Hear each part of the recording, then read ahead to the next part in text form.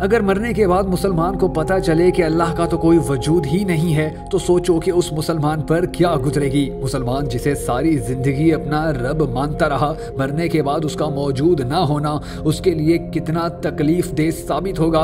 हरीश कुमार नामी हिंदू नौजवान के इस सवाल ने मुसलमानों का नाटका बंद करके रखा हुआ था। वो पीएचडी के बाद भारत की एक अहम यूनिवर्सिटी में लेक्चरर पोस्ट हुआ तो मज़ाहिब के बारे में पढ़ते पढ़ते वो अपने हिंदू धर्म से भी मुतनफ़िर होने लगा। 1986 में लंदन में दौराने तालीम स्टीफन हॉकिंग्स के लेक्चर्स और कुतब का उस पर इतना असर हुआ कि वो खुदा का ही मुनकिर हो गया। और ऐसा मुनकिर हुआ कि बड़े बड़े मुस्लिम, ईसाई और यहूदी उलमा से भरपूर मुबाहिसे करने लगा, यहाँ तक कि डॉक्टर जाकिर नाइक की तकारीर भी उसे कायल न कर सकी। हरीश कहता है कि 2005 में छुट्टी के दिन एक मुसलमान सब्जी फरोश ने मेरे घर की घंटी बजाई। हम गुज़िश्ता 20 साल से सब्जी उसी से खरीद रहे थे। उस दिन मैंने उसे चाय की ऑफर की तो उसने वो ऑफर कबूल कर ली। 30 मिनट की गुफ्तगू से मालूम हुआ कि वो एक सीधा साधा सा मुसलमान है जो 5 वक्त नमाज पढ़ता है और अल्लाह का शुक्र अदा करता है। उसे शायद अपना नाम भी लिखना नहीं आता,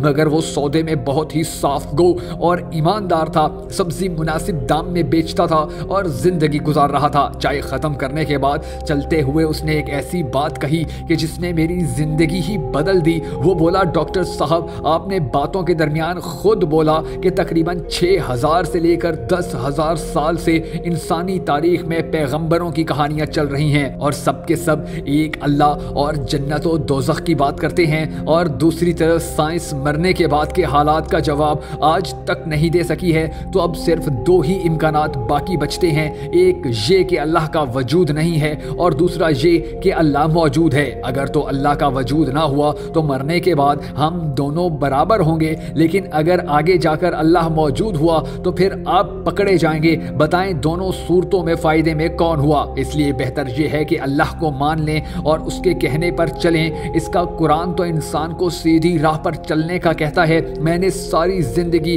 प्रोबेबिलिटी के लेक्चर्स दिए थे, लेकिन इसके जाने के बाद सोचा कि इस प्रोबेबिलिटी की तरफ तो कभी मेरा ध्यान ही नहीं गया था कि दोनों सूरतों में अल्लाह को मानने वाला ही फायदे में है। किस्सा मुख्तसर के उस सोच के बाद ख्याल आया कि कौन सा आसमानी मजहब बेहतर है। मज़ाहिब का इल्म तो मुझे पहले ही काफ़ी था। डॉक्टर जाकिर नाइक के एक लेक्चर में 1400 साल से पूरे कुरान मजीद के हर्फ ब हर्फ एक होने का सुना तो इंग्लैंड में क्रिश्चियन मिशनरी इदारे से इसकी तस्दीक की तो सबने इस बात की तस्दीक की कि कुरान मजीद में एक लफ्ज़ की भी गलती नहीं है। अल्हम्दुलिल्लाह आज मुझे और मेरे सारे घर वालों को मुसलमान हुए 15 साल हो चुके हैं। इस्लामी तालीमात के लिए केरला शिफ्ट हो गया हूँ। मेरी 3 बेटियां हाफिज कुरान हैं और अल्लाह करीम ने मेरी जिंदगी ही बदल दी है। लेकिन उस सब्जी वाले अब्दुल अहद से दोबारा मेरी मुलाकात कभी ना हो सकी। लेकिन मैंने कबूल इस्लाम के बाद अपना नाम भी अब्दुल अहद रखा है क्योंकि वो एक सीधा साधा मगर सच्चा मुसलमान था।